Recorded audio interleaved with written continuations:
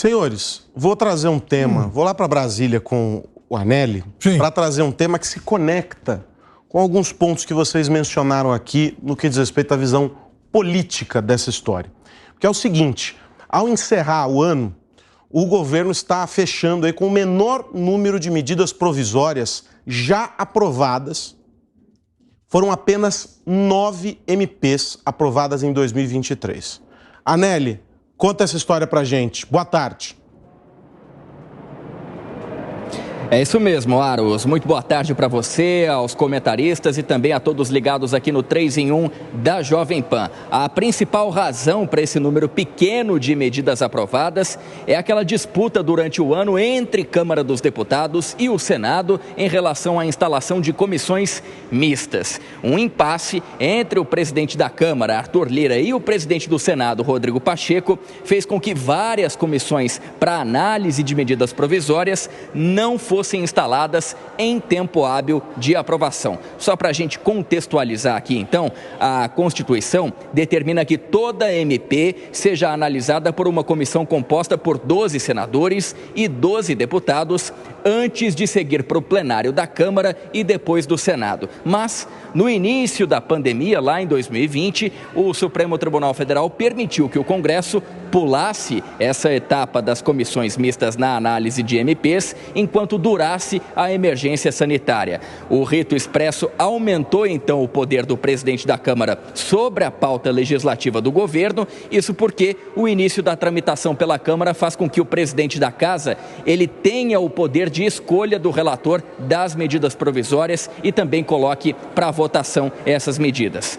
Aí, em fevereiro deste ano, já com o fim da emergência sanitária, a comissão diretora do Senado aprovou a retomada das comissões mistas de MPs, como era antes da pandemia. Mas o presidente Arthur Lira, da Câmara, ele não quis assinar o ato e perder o poder conquistado com o rito adotado justamente durante a emergência sanitária. Desde então, líderes do governo Lula têm costurado com dificuldade a instalação de comissões mistas para tentar aprovar essas medidas consideradas mais importantes. E o resultado de todo esse esforço, ainda com esse impasse entre as duas casas legislativas, é justamente esse que você citou agora há pouco, Aros. Das 48 medidas provisórias apresentadas este ano, só 9 foram convertidas em lei depois de passarem pela Câmara e pelo Senado. A proporção é equivalente a uma MP aprovada a cada 5 apresentadas e, ao que tudo indica, essa dificuldade do governo vai continuar em 2024, porque o impasse ainda não foi resolvido. Obrigado, Anelli. Você volta daqui a pouco com mais informações aqui na programação da PAN. Senhores, esse é um cenário interessante para ser observado dentro dessa queda de braço, não é não, Vilela? Ah, eu vejo que sim. Eu fiquei até agora acompanhando o Anelli. Eu me lembrei que uns 20 anos atrás, com o governo Fernando Henrique, havia uma discussão muito forte no sentido de se limitar as MPs, do excesso de MPs que nós tínhamos. É que naquela época não tinha Arthur Lira, porque Arthur Lira conseguiu fazer com que o instrumento dos MPs, que é tão útil ao Executivo, ele acabasse sendo de alguma forma limitado, de alguma forma restringido, justamente por causa dessa discussão, dessa briga que surgiu entre ele e Rodrigo Pacheco por conta da tramitação na Câmara e no Senado. O fato é que isso representa que houve de fato essa celeuma, mas o governo encontrou de uma forma geral ao longo desse ano alguns atalhos. Então, uma parte significativa dessas MPs, elas embora tenham formalmente caducado, mas o conteúdo delas acabou sendo incorporado a outros projetos de lei. Então, de uma forma geral, eu penso que o governo e o Congresso acabaram encontrando alternativas para driblar essa necessidade que os governos tinham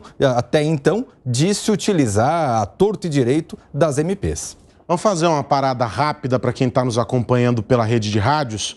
Agora são 4h29, a gente volta em 2 minutinhos. Ô Piperno, as medidas provisórias, como o Vilela descreveu, são um expediente importante para o governo, mas que acabou perdendo essa força. E aí, como é que vai fazer? Então, veja, você sabe que há mais ou menos 3 semanas, né, houve um encontro do PT e o Lula, ele meio que, indiretamente, ele deu uma bronca no próprio partido, porque muita gente no PT, contrário aí os acordos lá com o Centrão, tá, e o Lula lembrou o seguinte: bom, nós temos 65 deputados. Então, o que o Lula queria dizer é o seguinte: nós temos 65 deputados. Se vocês me arrumarem uma outra forma, enfim, de governar, que me permita abrir mão desses acordos, dessas alianças com o Centrão, ótimo.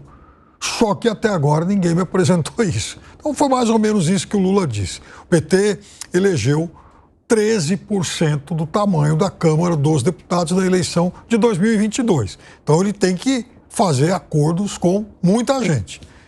Isso é do jogo. Agora, o Brasil vive também, isso vai se tornando mais evidente a cada ciclo legislativo, o Brasil vive uma situação de parlamentarismo de extorsão. Tem chamado atenção para isso há muito tempo.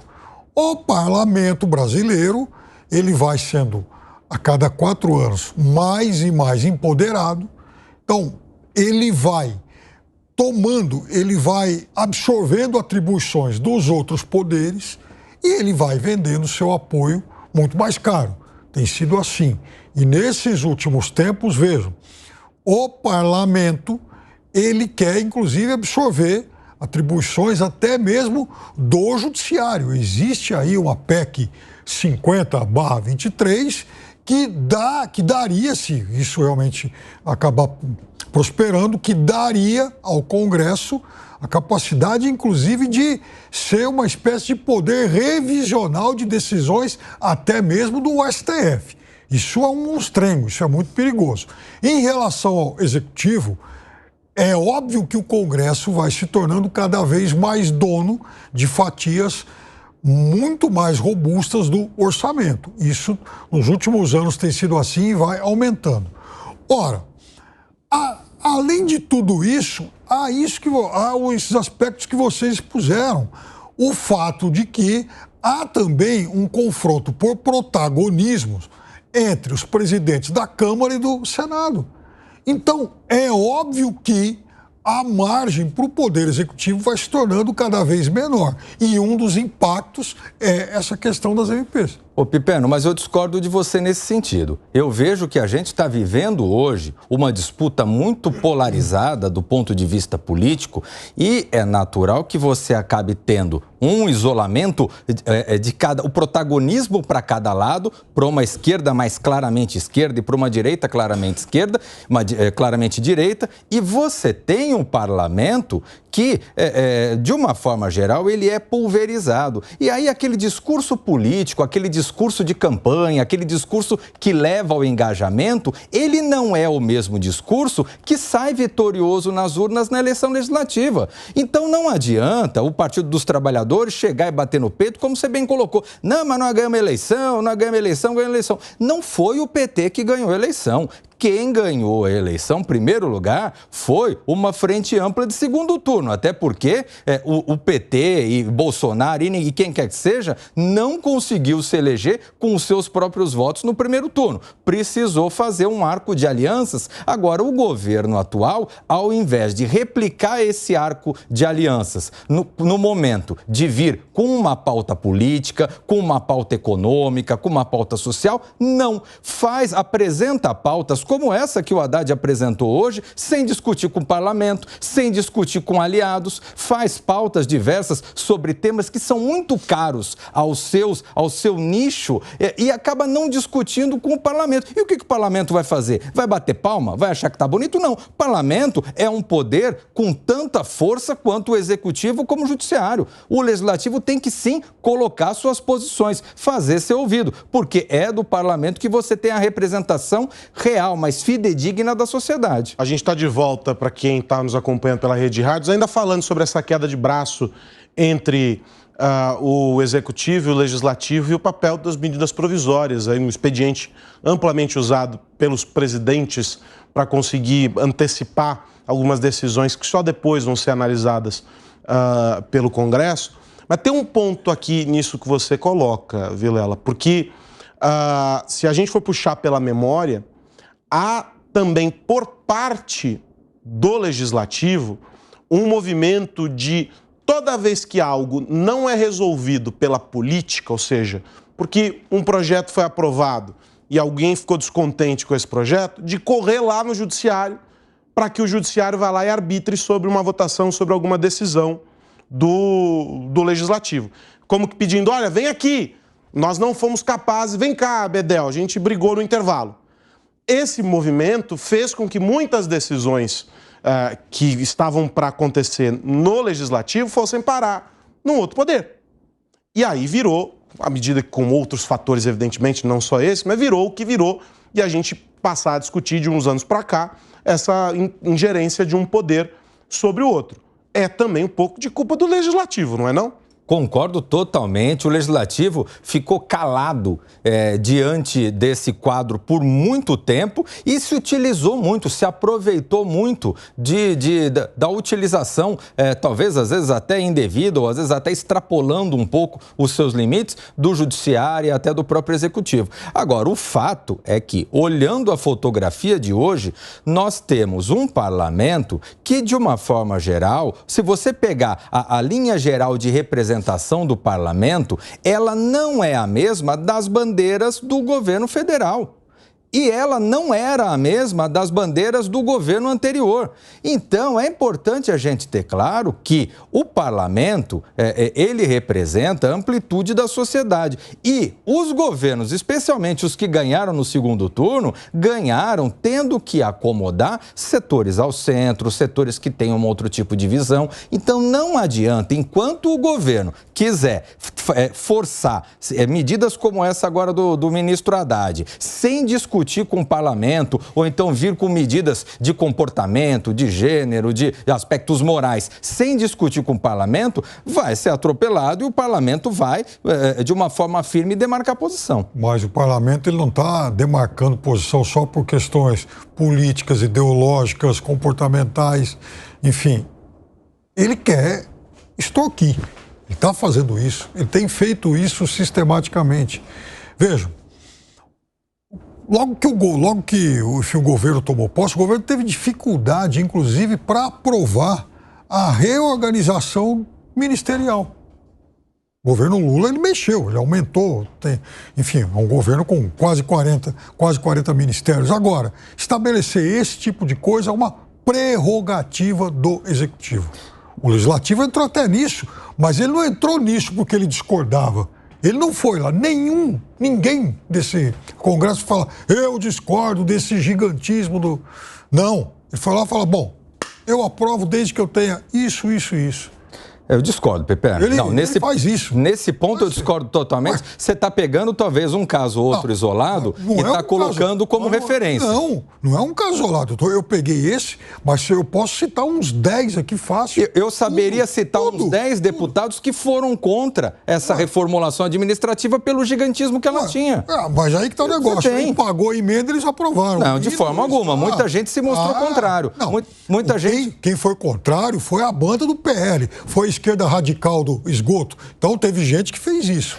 Agora, teve gente que fez isso porque a oposição ao governo está no direito deles. Ótimo, perfeito. Agora, eles não estão fazendo isso só por interesses sublimes. Não. Eles querem dinheiro. Não, o Piperno, Aro, sabe uma coisa que me chama a atenção nessa fala do Piperno? O quê? Eu me lembro, no governo Bolsonaro, quando o Bolsonaro se aproximou, especialmente do centrão, desse segmento, né, mais forte no Legislativo, todo mundo dizia, olha, o Bolsonaro está se aproximando, olha, está se unindo com sem vergonha, se unindo com não sei o quê, com não sei o quê, com não sei o quê. Agora, no governo Lula, eu tenho ouvido das mesmas pessoas o seguinte, tadinho do Lula, o Centrão tá botando a faca no pescoço dele, tadinho do presidente, ele quer fazer o bem, mas o Centrão não deixa. Poxa, a gente tem que ter, não pode ter dois pesos, duas medidas. Uma outra discussão. Primeiro, o Centrão, o governo compra. É o que ele tem feito, ele dá cargo, ele compra. O Centrão é venal. Você paga, leva. E tem uma coisa, o Centrão é venal, mas ele é fiel. Você paga, ele entrega. Quem fazia se gritar, pega Centrão, não fica um ladrão e tal, era o general Heleno. Não é essa turma que está aí. Essa turma que está aí falava que o Bolsonaro era a tchutchuca do Centrão. E quem que é a tchutchuca do Centrão hoje? Então fala você, Pepeno, quem que é a tchutchuca do Centrão hoje? Não, hoje não tem. Hoje não tem? Hoje tem negociação. Hoje tem. O Bolsonaro era a tchutchuca, o Lula não é tchutchuca. Ele terceirizava o orçamento. Você vai me desculpar. Não. Enfim. Até 2 pesos, 2 medidas aí. 2 pesos, 2 medidas. E eu estou dizendo o seguinte, o Centrão, quem empoderou mais o Centrão em qualquer momento da história foi exatamente o governo passado. E aí aquela coisa de Brasil. Empoderou, você não tira mais. Mas por que empoderou? O quê? Por que empoderou o Centrão? Porque, inclusive, terceirizou o orçamento. Isso era explícito. Você sabe que tem uma entrevista muito boa do Arthur Lira, as páginas amarelas da revista Veja, no governo passado, que alguém fala, pois o ministro Paulo Guedes falou, não, o orçamento não é com o Paulo Guedes. O orçamento você tem que tratar com o Ciro Nogueira, é ele que resolve. Porque, assim, o orçamento é nosso. Então, é assim, o Bolsonaro terceirizou o orçamento. O Lula não terceirizou, né? O Lula não está pagando 40 bilhões de emendas parlamentares. Né? O Lula não. O Lula é um tadinho coitado. Coitado do Lula. O Lula, aí que está o negócio. Como ele é um fenômeno político mais bem-sucedido da história, ele sabe como funciona. Ele compra. Ele não está negando isso. Agora, ele compra para poder governar. Ele compra e vai continuar comprando. É o tal do fisiologismo. Claro que é, mas porque a gente vive um parlamentarismo de extorsão. O que não pode é quando a gente está na oposição, a gente aponta o dedo. Daí depois senta na cadeira, faz a mesma coisa. É isso que a população não aguenta. Porque você vê o sujeito ali, enquanto ele está na oposição, bradando, fala, poxa, que beleza, esse cara é um cara sério. Sentou na cadeira, está fazendo a mesma coisa. Por exemplo, o Arthur Lira, ele subia no palanque lá com o Bolsonaro, ficava de braços dados. Com o Lula sabe que ele tem que comprar. É um outro tipo de relação. Posso seguir? Vocês estavam tão entusiasmados que eu não quis nem interrompê-los. Chegamos a um acordo aqui? Não. Quem é tchutchuca de quem? Ainda não? Vamos lá, Pepeno, quem que é a tchutchuca do Centrão nesse governo? Bolsonaro nesse governo. E nesse governo? Aliás, ele era tchutchuca do Centrão, inclusive ele ameaçou. Lembra que ele tentou arrancar o celular do rapaz lá de Brasília? O senhor é o tchutchuca do Centrão. Ele correu lá todo mundo. E o Lula não é. O Lula não é. O Lula é um tadinho. Eu quero só... O Lula é o presidente mais bem-sucedido da história do Brasil. Nós vamos